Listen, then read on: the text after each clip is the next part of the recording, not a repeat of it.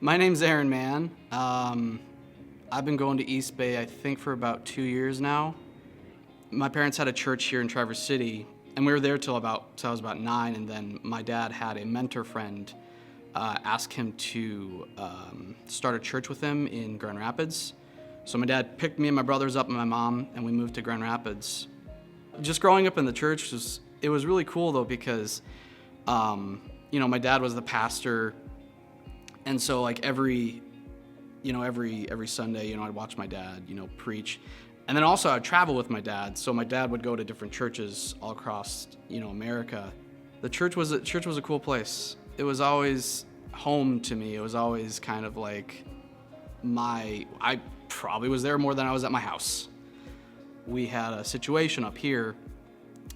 The pastors we left the church to, some people started getting hurt, and they contacted my dad, and my dad tried to come up here and try to help those people and help the pastors. And the pastors not only didn't want his help, but they kicked him out as the overseer of the church and kind of started bad-mouthing him and bad-mouthing my family throughout the whole community. And so basically, in one fell swoop, all of my friends of the first, and I was about 13 when that happened, so all of my friends for the first 13 years of my life were, I wouldn't say my enemies, but they thought of my parents as enemies, so I guess in a way I was an enemy. And so that really hurt me. We had the church down there still technically. We turned it into a Bible school and left it to some people, and my parents felt like God was telling my parents to come back to Traverse City to restart the church here. I started church hopping away from my parents' church, and I didn't really connect very well with most of the churches I went to. And I kind of started going away from God, I feel like even. Eventually, I stopped going to any church entirely. Like, sometimes I came to my parents' church to help them with stuff, but I basically did nothing.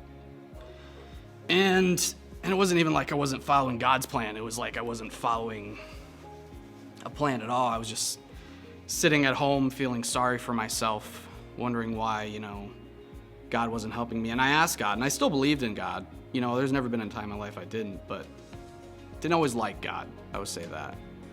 I was just kind of at my lowest and lows. And then I had a friend contact me and invited me to a Christmas party at this church called East Bay.